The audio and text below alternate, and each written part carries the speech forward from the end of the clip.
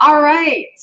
So we are live. Hello, everybody. Tanya Paxix here. I am also known as the Truthpreneur, and I have Mariana with me. She is so amazing. I did some guest blogging for her, and she was really awesome, just a really great person to connect with. And so I said, hey, I think that you should come on and jump on the hot seat. And so today we're going to talk about how epic content is easier than you think.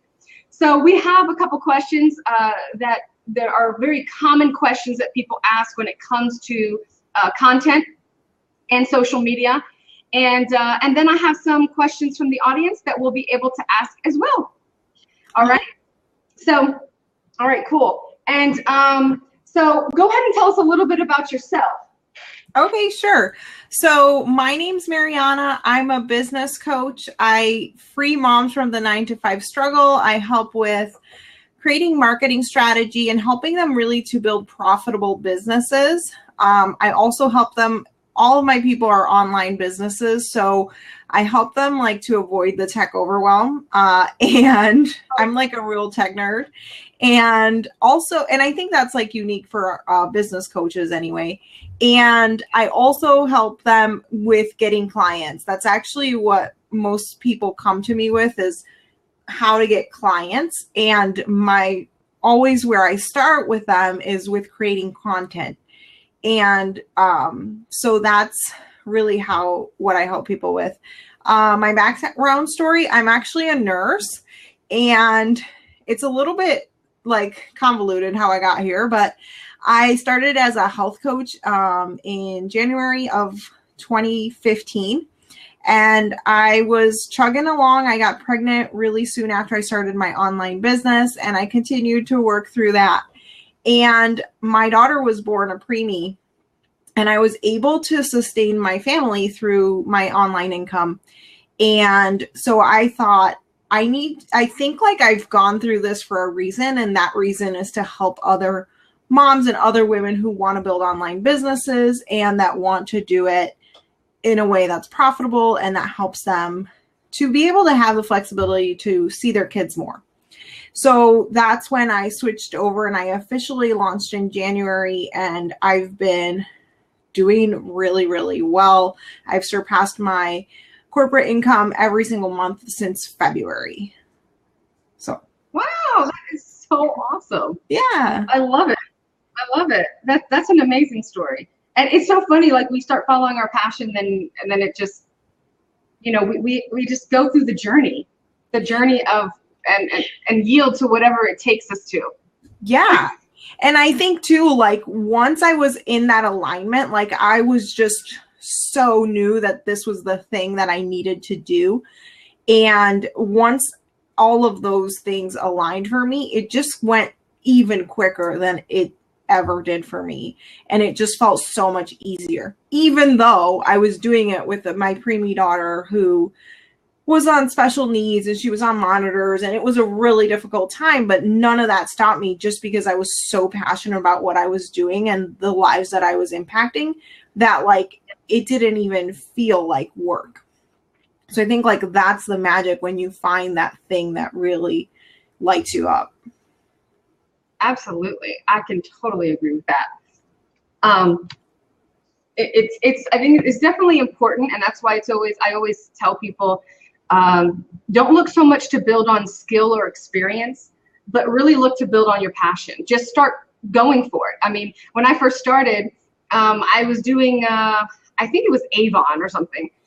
And I went into eventually photography and financial management and all types of stuff, and eventually ended up understanding that, where my passion lied, and understanding that I love to help entrepreneurs get clarity, because, there's so many shiny objects. There's so many different things that you can purchase out there and programs. And then you sit there and you're like, okay, well, how do I actually apply it? And is this the right time? Is it not the right time? And how do I put all this together? And so I loved to help them with the confusion aspect of it. But it took me almost 15 years to get there.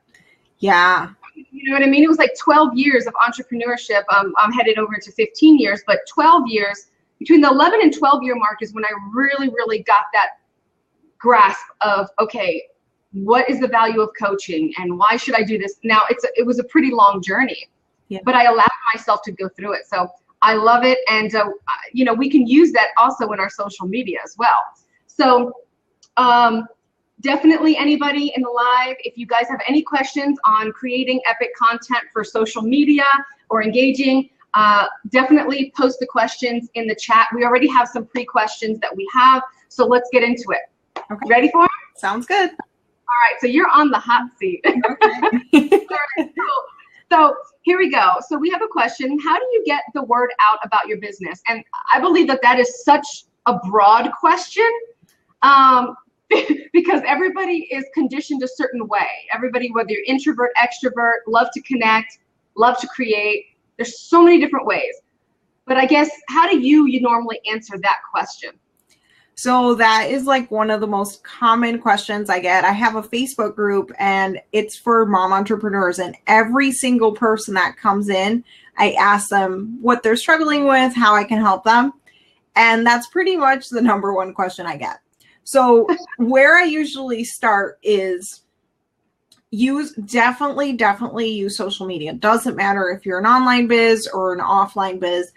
You want to use social media. It's free, number one. Number two, like, creating content is not difficult, and you can create content to spread the word about social media or about your business through social media and start engaging with people and start having those real connections. So my 2 tips for that are usually create content and make real connections with people. Even though the internet is huge, you want to talk to one person and just like make that real close connection. I love how you said make a connection, because what I've noticed is, and maybe you've noticed this too, it depends on what they're doing, but they get so excited about what they're doing that they spam, that they most of their news feed is selling their product, or come join my email list, or here's my blog post. And instead of the lifestyle attraction as well as inboxing, getting to know people, understanding how they flow, no automated messages, but putting, the rubber where the rubber meets the road, just putting their effort into their stuff. And I don't know, have you ran into that where it's like, well, I do put my business out there, but at the same time, there's no relationship. So the social media aspect is not quite social. It's like automated. Yes, I get that a lot. And, people, especially in groups right now, because they're so popular, like, people just want to spam. And that, like, even groups that allow promotion, don't go in there and just spam your stuff. Like, it should be about 80-20, 80% giving and 20% asking, even if it's a freebie. And I do teach too, like, and the research has shown, like, if you put out a freebie, it takes about 8 exposures for someone to get it. So don't think that this is going to be any sort of quick fix to start an online business. It totally is not. Like, yes, my story was insanely fast, but the backstory to me getting that many clients is I started creating content in November and I didn't launch until January. So I had 3 months of just solid giving content and engaging with people and getting on the phone coaching for free. I had people asking how they could work with me, and I would turn them down because I didn't have packages yet. I didn't launch. So, and I didn't really know what I was doing yet, or like exactly how I was going to formulate everything. So again, like, looking at it really realistically and realizing your list is not going to go from 0 to 1,000 in a month, and spamming people will definitely not get you there. So it's really just like slowly dribbling it in 80-20 and building those one-on-one connections. Yeah, and I totally agree, because you know what, and just in my experience, I've just noticed that a lot of individuals, when they say, hey, you first start your business, they're downing you, they're putting down your throat. Go ahead and put your freebie up, and that's the first thing that you do, and you hit the thing running, hit the ground running, and you build your list. And while that's great, it's a long-term strategy. And the best thing to do is hit the ground running and get interaction, meet with people, do calls with them. Discovery calls is what we call them, nowadays. But, get in there and build the relationships. So when you do launch, you're leveraging much more than, than what you really realize. And so a lot of people, the first thing, like when they work with me, they're thinking that we're going to do a freebie right away. And while we work on that, yes, my whole thing is to get you income fast. Exactly. You can start seeing the small wins, and you know that what you're doing is working. And the best way to do that is to, while you're building your list, that's great, and providing that, but jump on and start doing your calls. Hey, can we jump on a call? And I would love to talk to you. That sounds interesting. You sound like my target market. Can I actually do some research with you? Do you mind jumping on a call with me? You can't imagine what happens in that. I know that you love that part, right? I love this. Oh my gosh. I've been telling my clients all week. I've been like, if you don't get people on the phone, your business has been closed for the week. Okay. And I think it's like something about being a new entrepreneur that people think that it's online, so they don't have to talk to anybody. And I think that is further from the truth. I think you need that authenticity, that real connection even more, because they don't know you. You know what though? That's the deception of the market and what really people are putting out there. Hey, you can automate this, make millions, do your thing. And so it's just because of that, oh my goodness, hello. How cute. Uh-oh, I think you got muted. Well, hello? Oh, there we go. I can hear you now. Okay. Right. Yeah, my husband, she cries when I'm not around. My husband couldn't take it anymore. Oh, poor baby. Well, I'm glad she could join us. It's a deception of the market, and it really hurts my heart. And I love, my passion is to bring truth into the market, because yes, there's so much deception. It's like, hey, you can start a business and go ahead and create a freebie, and this is what you do first. And it's like, no, and so it really distracts people. But so the next question that we have, which is actually really entwined with the first one, is what social media platform should I be on? And I love this question because I make it really simple, and people usually are like, huh? So what would you say to that? Oh, I'm curious to see what you're going to say. So here's what I usually say. I usually say, choose something that is like a Venn diagram, what you like and you're passionate about, because you got to show up every day. And the second part of the Venn diagram is, where are your clients, ideal clients? Because if you don't have people there, like if your clients are, I don't know, maybe like 50-year-old men, they're not going to be on Snapchat. So don't go to Snapchat, right? Like, and I'm just totally guessing on that, because you'd have to do market research, right, to figure out if they're there. But in general, I say where those two meet, because if you just go where your ideal client is and you hate it, that's not doing you any favors. I say that too. Yeah, I'd like to hear what you think. Absolutely. I think a lot of the same way. I definitely believe some people are just like, well, I really hate doing this, or I'm not, I don't do graphics. And I'm like, so then don't. What are you doing? Like it's my simple thing. And they're like, well, no, this is what they said. Who is they? Who is they? Did you get one-on-one coaching with them? Did they specifically know where you're going, what your personality is, whether you're introvert, extrovert, how you like to function? Are you a connector or not? Are you a creator? Do you like to, how do you like to show up? And I love what you said, because you have to show up. And a lot of people will say, I can't believe you said that. And I'm thinking, well, why not? Right? Wouldn't you rather hear the truth? You have to be there. So like it. I had one lady that I recently spoke to, and she's like, well, I was taking a course and I'm doing all this. And so I'm creating my freebie and I'm creating all this stuff. And as time went on, I said, okay, do you have any products? What's going on? What's your vision? And she already had books written. And I'm thinking, oh, wow. So you're worrying about a freebie when you already have a freebie, because you could give a free chapter of your book. But so what are you not doing? And then it was just one thing after another. And I'm thinking, are you inboxing people? Are you getting to know people? Are you going to bookstores? What are you doing? Are you doing a book signing? Are you doing podcasts? And she was worried about webinars. And I'm thinking, why are you worried about a webinar? Get on podcasts, get on blog, guest blogging, get on the social media and inbox. And this is what I'm talking about, So if you love, and then you're doing videos when you want your people to read. That is It's so opposite, right? You want to attract readers, but yet you have people watching more videos than reading. And there's such a disconnect. And so I see that. And so that's the answer to my question. I love what you said because I totally agree with it. It's kind of like, you leverage what you already have. Don't use all these programs to guide you in the wrong direction, Yeah. And I think like those programs are so tempting. I'm sorry, there's like an echo. Is there an echo for you? No. Okay. So they're so tempting because it's like, okay, well, you can just do a 6-figure webinar, right? Like everyone can do a 6-figure webinar.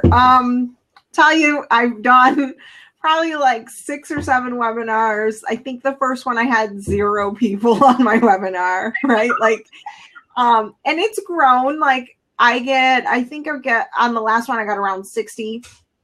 Okay. My challenges are like 200. So obviously my challenge is what my market and my people want. And that's what they're buying from me through. Like, I'm not going to waste my time continuing to try with webinars if that's not what they're into. Right. So, like I'm totally not giving up webinars forever, but that's not going to be the centerpiece of my content strategy. Right. Because I mean, obviously that's part of content too, is like your opt-ins and all of that too. I think a lot of it has to do with the cookie cutter mindset, that whole aspect where it's just one size fits all kind of thing. Mm-hmm. And so you get into things that you don't need to get into, that they're irrelevant for your business or for your growth. And so you spin your wheels for so long. And a lot of people would try to figure out and say, okay, well, what does that have to do with social media? But it has everything to do with social media, because what you do on the outside, what you do on the inside with your webinars and things like that, that's how you show up. Yep. Right. And it's also taking you away from other things, like getting on one-on-one calls. So I think especially like market is all mom entrepreneurs. And so what ends up happening with this like cascade of building funnels and all this crazy stuff is that they're just distracting themselves and not able to do the things that are truly going to make them money. So that's where the issue comes. Let me ask you a question. So let me see your opinion on this one. So we seem to think very, very much alike, which is so refreshing. We do. Very refreshing to see people like that. But do you think that people are afraid to really just put skin in the game? So when they really find out that it's not as easy as what is put out on the sales pages, that they're kind of like, and they get discouraged? I think so. I think it's both discouragement and fear. I think it's both, and a lot of limiting beliefs. Like ultimately, I think that it comes down to that. Because then they've failed so much that they've completely lost confidence in themselves. Because they've tried to do webinars, they've tried to do challenges, they've tried a funnel and paid someone to create a funnel for them, right? Like, and they had no products. Like I've had this happen to people. And so, and Facebook ads, it's so much. It's like you said, there's 20 million options and courses. And yes, all of that works, but only in the perfect timing. When you are first starting out, it is really, like, I hate to call it this, but it's more just one-on-one, I guess. Like, it is. That's how you're going to build one person at a time. It's relationship. Yeah. And there's a lot of effort that you have to put into it. Yeah. And it's so funny because people will say, oh, okay, well, this person, just showed up. It took them 15, 20 years to get there. They didn't just get on Oprah. You know what I mean? Now there are those individuals that, things happen. But then you find out later on that they were 15 years old when they started pursuing self-development. And so you're just like, okay, this is a process. And so, I love it. So we answered that question. And I like this one. Can I give away too much free content? A lot of people have this fear, okay, of free content. Yeah. They think that they're going to run out for some reason when they're the source. But what is your response to that?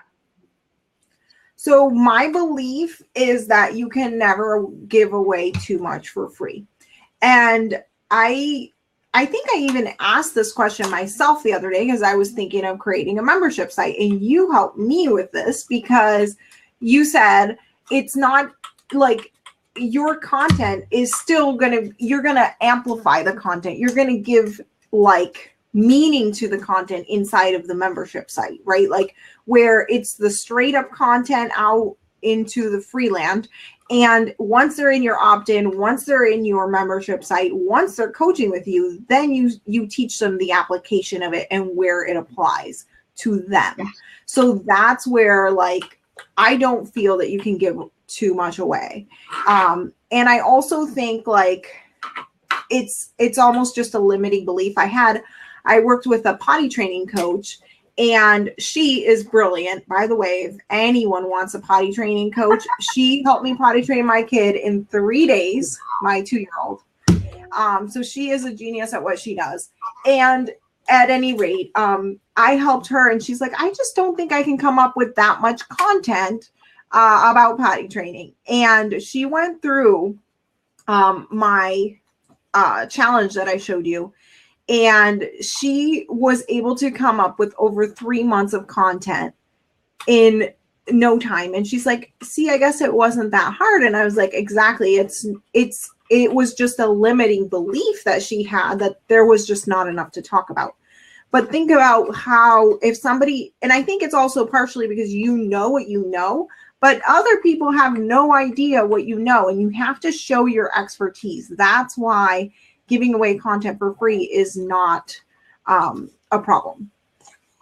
Yeah, and I will say this: I have when it comes down to being able to give your content, what I've essentially taught is that, I'm sorry, there's a little bit of an echo for me. I'll turn it down a little bit. So essentially, what I've taught is this: is that one, you can give away the who, what, when, where, and why, but only you have the how.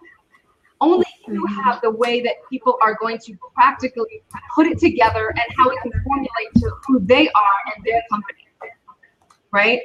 And then the other aspect of this is this: if you give things away for free, people cannot absorb that much information. They just can't.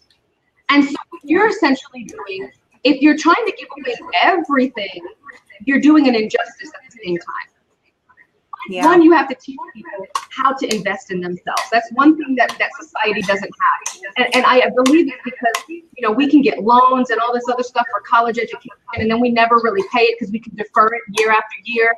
And so we never take responsibility for actually investing in our education. We think it's free. But because it's deferred and we can defer payments and do all these other things, what essentially happens is we die with these loans. Yeah. We never really felt what it felt like to invest in ourselves and in our future. And so, I look at it as when people are saying that they can't give away, there's too much content or whatever. And I think about it as, because you're just scratching the surface. It's not like you're hand holding them or going through this process like we talked about with your membership. There's so much more that aspects that you can give. I know that you do your challenge, and you could probably get 10 pieces of content off of each and every single day. Mm-hmm. You can go in depth with it and really walk somebody through and do a course on it, let alone that. And so, so I like that. I like that we really do definitely think alike. So.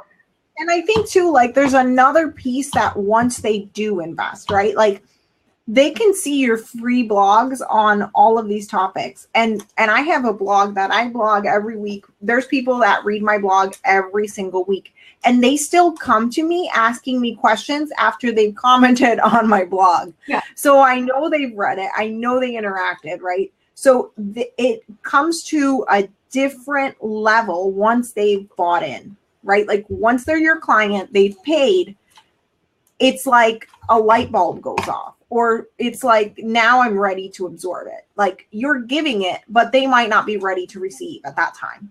Absolutely. I totally agree. I really believe it's like when you're reading the Bible, it says line upon line, precept upon precept. And it really is the truth.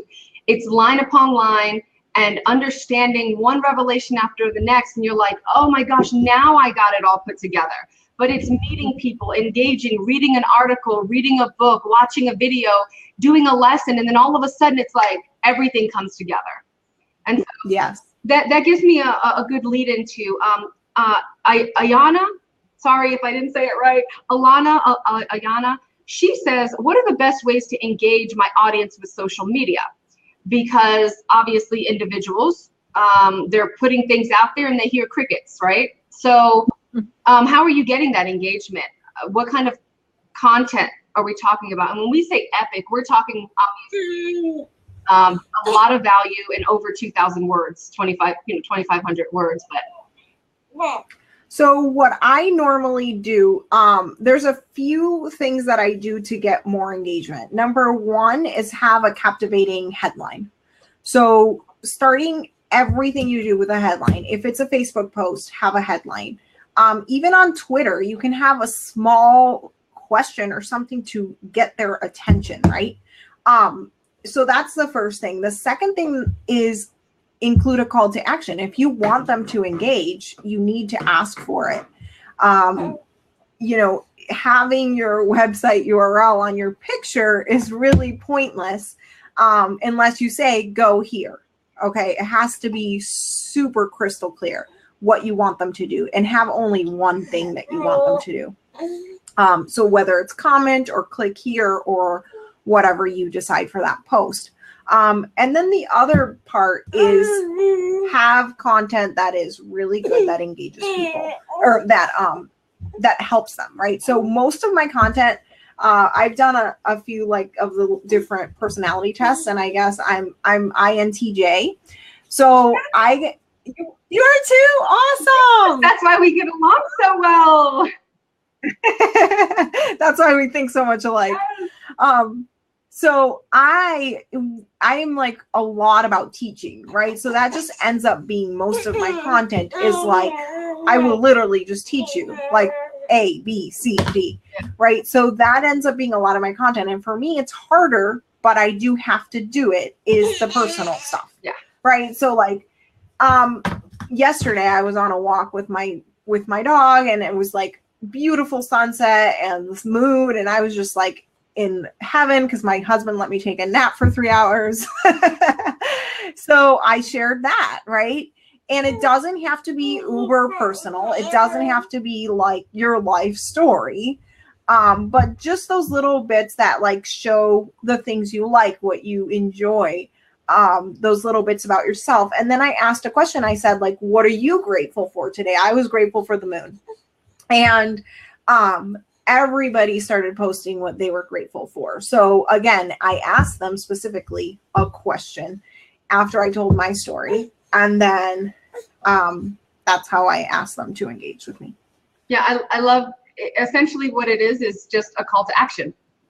Yeah. I mean, essentially that's what it is. It's like, okay, give them a clear direction in what you're going to do. And don't be discouraged. Like for me, when I do my quotes and the things that I do, I don't put my website, but I just put my name. So that way, if they ever wanted to get more of my quotes or they wanted to hear more or anything like that, they're still going to be able to connect with me. But I mean, I made the quote, so of course I'm going to, put my name on it.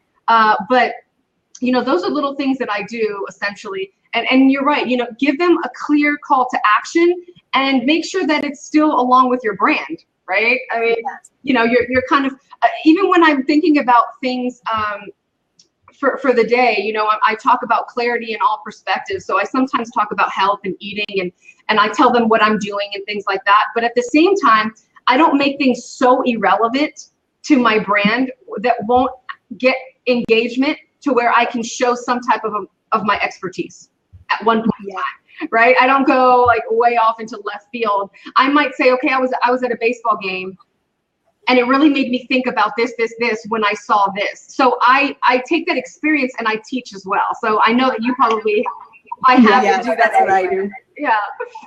So, but there's another question, which is a pretty interesting one. Mike Schultz, he says, what makes social media marketing strategy, what makes a social media marketing strategy effective?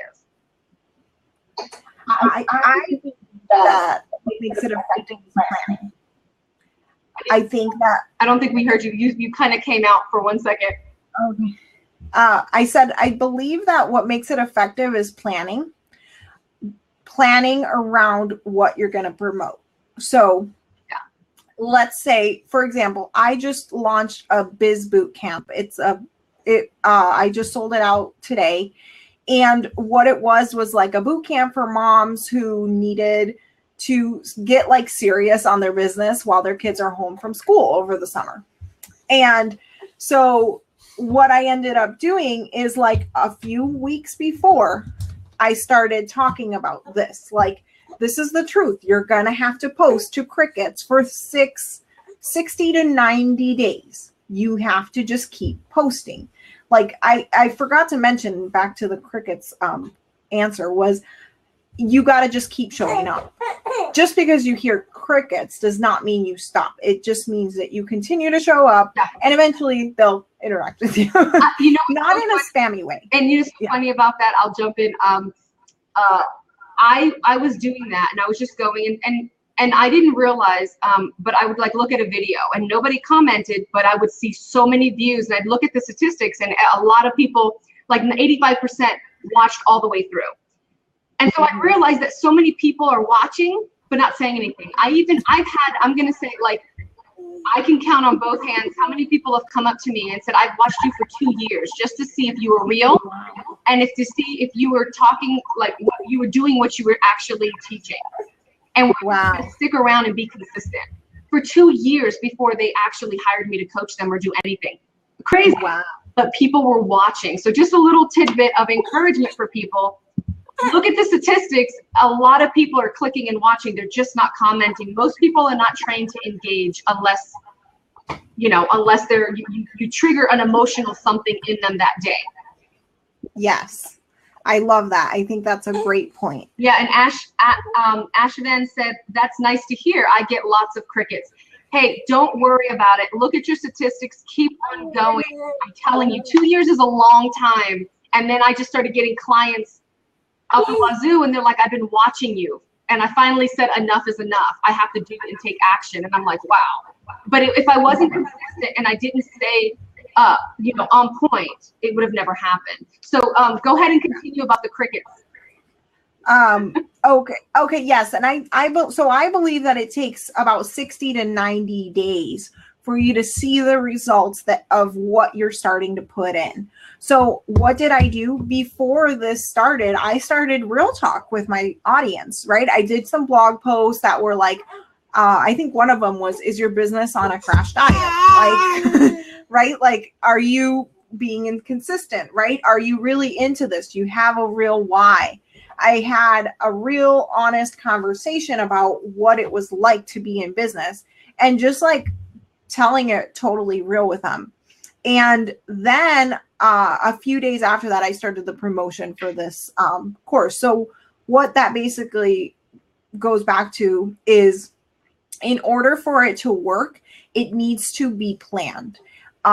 So I personally plan about 6 months of content ahead of time, and I know pretty much where my promotions are going to be. And if I need to do something more sporadically, I'll move it around to fit what I'm talking about, the angles.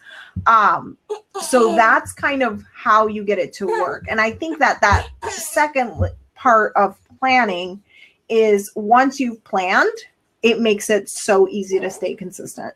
You no longer have a reason not to do it. Yeah. I like it. I would say, to answer that question, I would say this. There's strategy, planning, and execution, and you don't normally do them all at one time, right? And so the strategy first comes where you're looking at your audience. What is the strategy? What is really happening? for the year, right? So I know that I quarterly do challenges, or I quarterly, I weekly do a show or whatever. So I take my calendar and I literally put it out for the entire year, and I just take a look. Things change, but I like to at least plan it out. And so you're looking at that. You're looking at your plan for the future and what's happening, and then you're looking at your strategy. How are you going to execute that? I'm going to do a Facebook Live every day. I'm going to post a quote every day. I'm going to do a training in my group once a week. And then you implement and you put that into your actual schedule. And so once you have all that going, then it's just a matter of pulling the trigger and execution. I love to kick off like the month of December. I haven't in years. I haven't worked the month of December. And I literally, from the whole month of December, I plan everything. I mean, I have a presence on social media, but I look at my entire year and I reflect what actions got me the most, what posts got me the most engagement. What did people love? I'll reflect on this. I like the hot seat. Where we answer people's questions. It's just a smorgasbord of value. That's it. Tons of value that people are getting.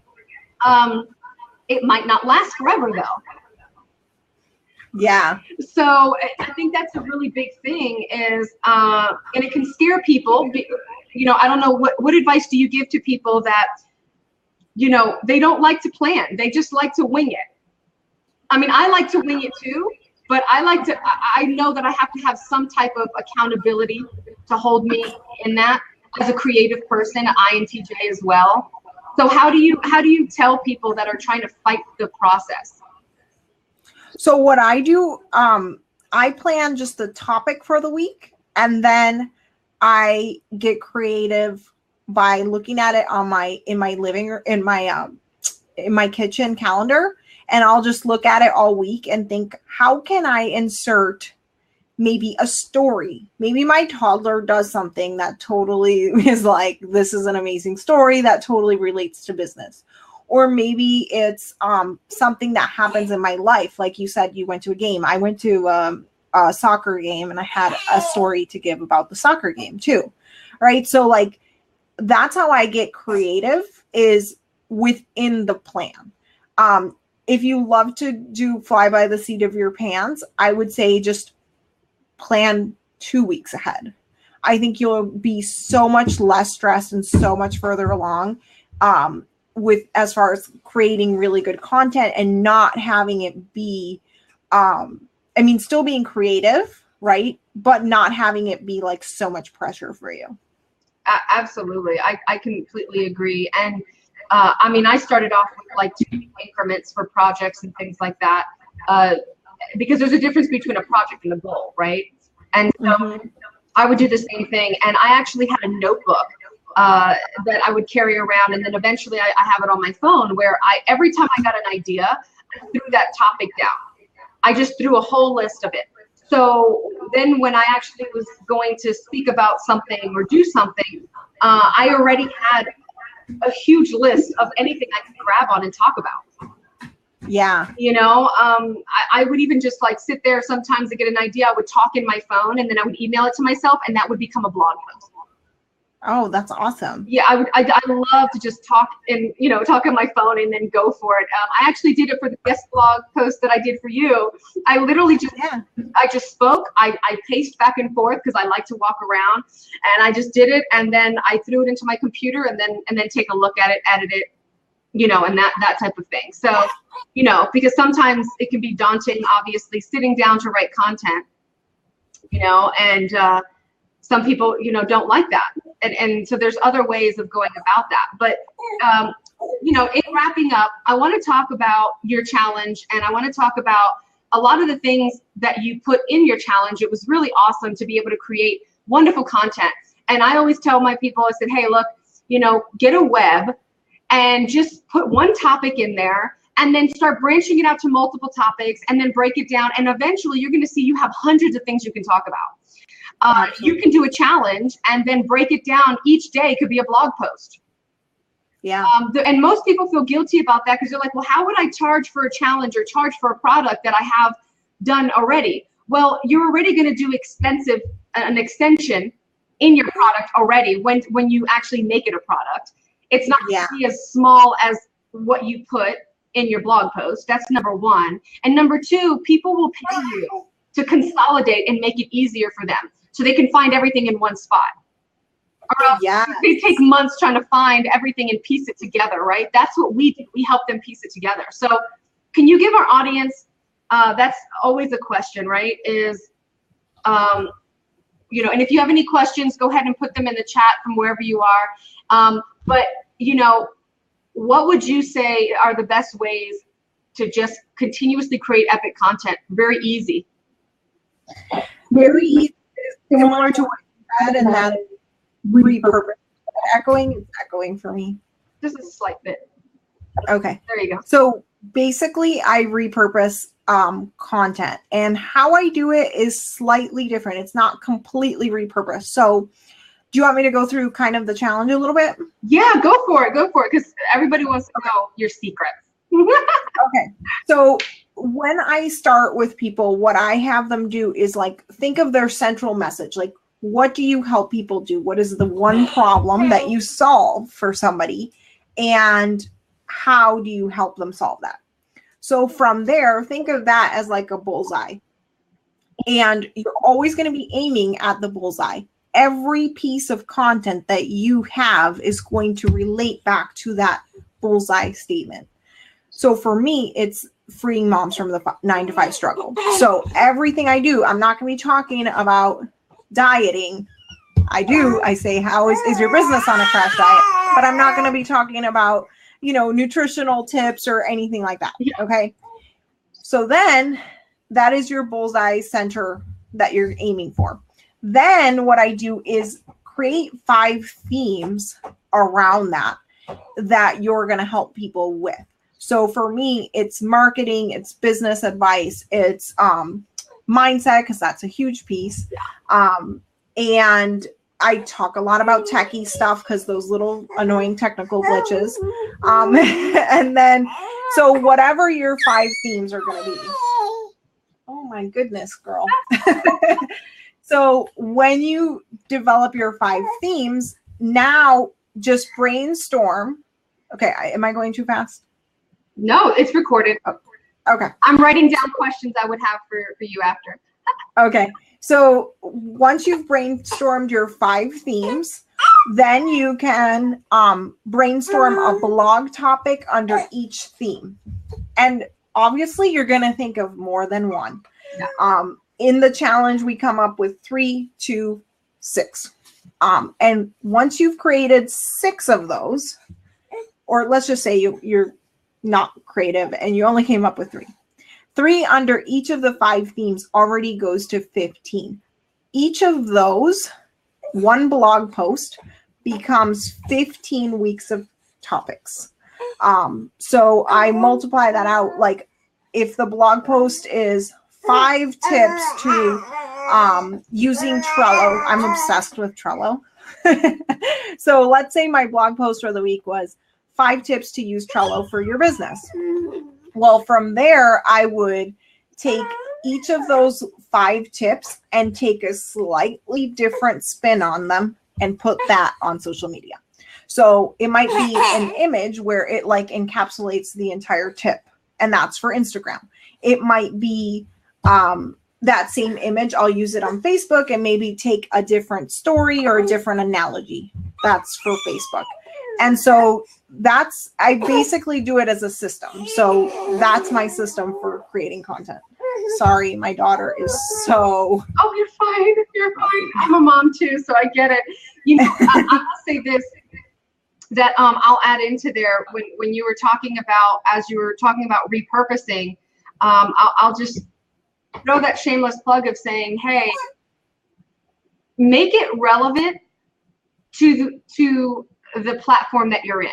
So I see a lot of people will go in and they repurpose their content and they're lazy, so they don't create a different Twitter image and Pinterest image and Facebook image.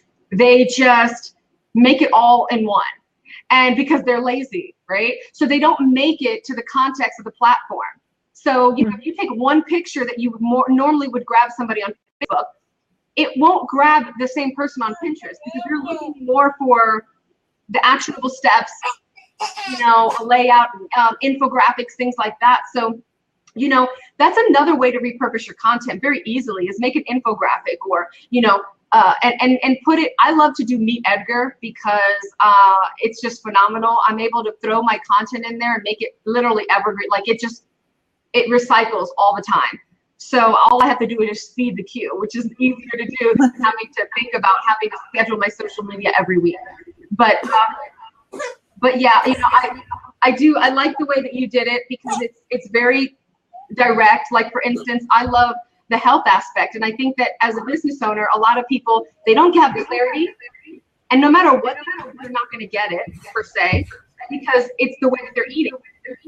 The way is making them foggy brained and distracted and can't focus on things more than a couple minutes before they're like, what happened? And that type of thing. And so it becomes really difficult. But I don't put it in the forefront of like the supplements that I'm taking, things like that. I might mention it on my personal page, but I don't put it out there like in every blog post and everything like that, trying to sell other products or do this or other affiliate aspects of what I'm doing. Yeah. And I will say you are still relating it back to clarity for business. So that's your like your bullseye is still spot on. It's clarity. So like, if I'm talking about time management, it's about business, right? Like if you don't manage your time, you can't work on your business because you're a mom, right?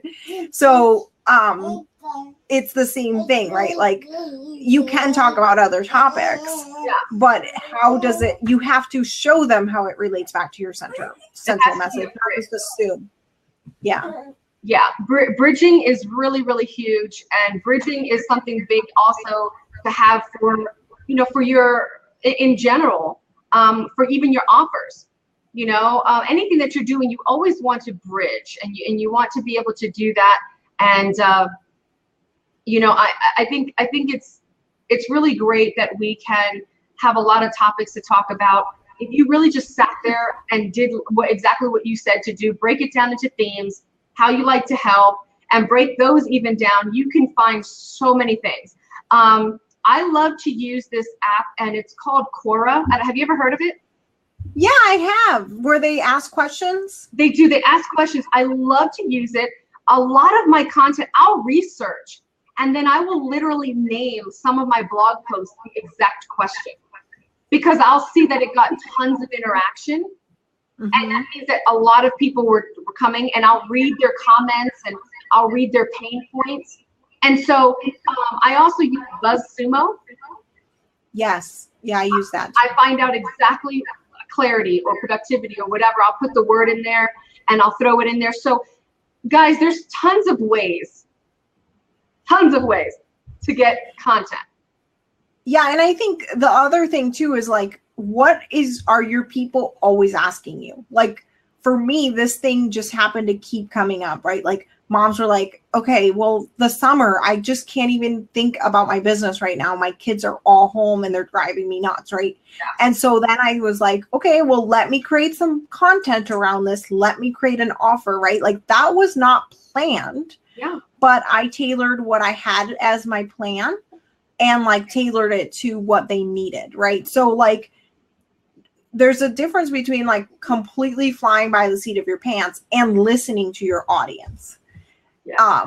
And I think it has to be like a balance there, and your best content will come from questions and things that you keep hearing over and over. And not only that, but like you said, you could then end up like somebody asked you the question, that saves you so much time from retyping the answer. You just be like, go to this post, go to this video. It really does. And that's why I love the hot seat. It was a chance for me to say, hey, how can I add value? How can I answer questions that people always have? How can I see what my audience pain points are? And what's getting more traction and what's not? And how can I leverage audiences? How can I do all this at one time? And it came to be where it was the hot seat. We're putting a professional there, and sometimes it's just myself and I'll just do it, or my husband and I will do marriage and business or have guests or whichever. and we just have fun with it. But it's just like, okay, give them what they're wanting, and then in return also sneak in what they need. Yes. Most people are not attracted to what they need. Yes, that's so true. They're not. Yeah, I call it the man in the desert. It's when you like run into this man in the desert and he's like been there for days. It's super hot and he sees you and he's like, "Can I have a cup of water?" And you're like, "Sure, but like you need to get out of here. I'm calling like EMS," right? Like you're like, there's so much more than you need that you don't even realize because you're so thirsty. So that's so true. Like your people are not always going to be attracted to what they need, but you as the expert can give that to them. But obviously start through answering what their questions are first. I like to, I heard this at a speaking engagement that I was at, and it really stuck with me and changed the way I thought about my business, my social media marketing, everything. And he said this story, this gentleman, and he said, when you're drowning, all you can think about is air, right? Essentially, you just want to breathe. That's all you can think about. You don't think about the fact that there could be, only 2 feet between you and the bottom where you could push yourself up. You don't look at the hand that's kind of there, right? Because you're flailing. You don't look at the fact that you're right next to maybe the pool's edge, right? Because you just want air. And so you can't really think straight. And then he equated it to, so if somebody is drowning financially, what do you think that they are thinking about? Money. Yes. Sit there and talk about anything other than them producing an income is irrelevant. Exactly. And that's what I look at. That's why when I started coaching, I stopped trying to teach people new things. What I essentially did was, girl, sorry, I can't hear you. So essentially what I started doing is I said, you know what, when I coach people, when they come on, my first thing is going to be, how quick can I make them money? I'm sorry, I can't hear you. No, you're good. Okay. Are you there? So, yeah. Okay. So my biggest thing when I started coaching, I said, was how fast can I make my clients money? Not how much I could teach them, not how much I could help them with their self-development or anything else, is how fast can I get them producing an income? Because the minute I could get them producing an income is the minute that they'll listen to everything else I have to say. So true. Because they're drowning. Yes. And I love how you and your husband talk about relationship. You also talk about diet. Like, I love that holistic approach. I think that it's so necessary and so refreshing, because a lot of people are just talking about the one thing, which is business and money. And I think like we can't let those other pieces of our life fall apart, right? Yeah. And I just realized that you can't even get the business and money if you don't have the positive marriage and the things going on, because it's that environment that is debilitating you. Yes. You're not creative, and you're putting that off on your clientele. You're saying, hey, live a stress-free life, and then you're like stressed, and they see you like, drinking wine and like, oh my God, I gotta need a break, and you're all this other stuff, and it's just so funny because it's like, okay, I don't want them to be my coach. I'm kind of scared, But so in the end, how can they find your challenge? Is it still available? Yes, they can. It's at Mariana C. Ruiz /content or .com/content. All right. I'll put it there. All right. So, actually, so you said it's Mariana C. Ruiz.com /content. Let me see if I can get it to show up in this thing.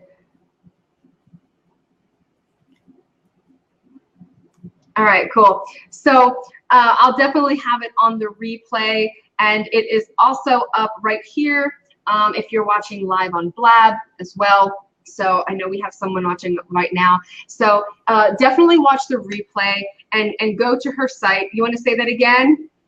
MarianaCRuiz.com /content. Awesome. And make sure you get connected with her. Guys, you can also find me at thetruthpreneur.com. I am actually changing that to tanyapaxit.com, so you'll be noticing a change. So you can just go right to my name at Tanya Paxit, that's PATXOT.com. And you can also find our Facebook group, Igniting Clarity. And that, just go ahead and type that in the search bar, Igniting Clarity. We love to bring professionals on. And I pay attention to who I put in the hot seat because I want them to have the same mindset. So I take a look at their blog posts, their presence, and who they are, and make sure that there's somebody that is going to give you value and that really is going to stick to the same playing field as what my husband and I want to portray in business. And so, Mariana, I love your honesty. I love the truth that you have, and I find it amazingly refreshing as well that you are teaching your clients this truth, principle, and concepts in business, and that you're not watering it down or trying to just be salesy and give them a hoax or something like that. And I know being a mom is probably a really big pull to really bringing out the truth, because the pleasures. Where could you sit there and be with your baby right now? I'm thinking you're breastfeeding or something. I am. I'm glad. Exactly. I'm like, hey, where can you do that? I mean, just put it right in their mouth, and my kid would be quiet any day. It was so funny. I know I did all three of my babies that way. So, but it's a beautiful thing what you've been able to. And you're so blessed to be able to do what you're doing right now. And I love the honesty and integrity that you have, and I value that. And I guess as an INTJ, we can't really be any other way. Exactly. You either like us or you don't. But guys, definitely, any last words that you want to tell anybody?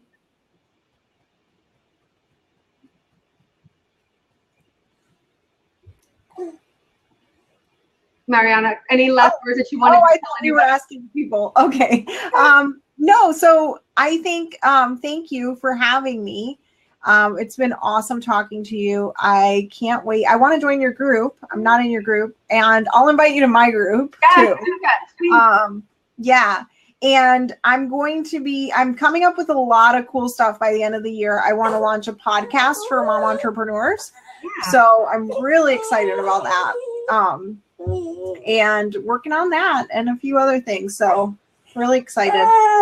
Thank you for having me. No, anytime. And you'll have to just jump into our group and do like a live training or something like that. And thanks for putting up with my crying baby. Oh my God. She's a handful because she was a preemie. So she just is so attached to me. She can't really even be with my husband. It's perfectly okay. We have tons of patience, with that. Just because, I'm a mom of 3, 4 if you want to include my puppy. So I totally get it. But I'm so glad that you took the time and that you came on, and I appreciate you so much. So one more time, tell everybody where they can find you. MarianaCRuiz.com/content. All right, guys, go take her challenge. I know it's awesome because I looked through the content and I was like, yeah, you got to jump on. So definitely going to share that and have that on the replay if you're watching. It'll be down below. Definitely get that content. So guys, like I always say, follow your passion because it is the pathway to your destiny. My name is Tanya Paxit. I am also known as the Truthpreneur, and you can find me every Monday at 7 p.m. Eastern time, right on Blab. So just join us. We have different topics and different themes and different guests. Alrighty, have a good one, guys. Thank you.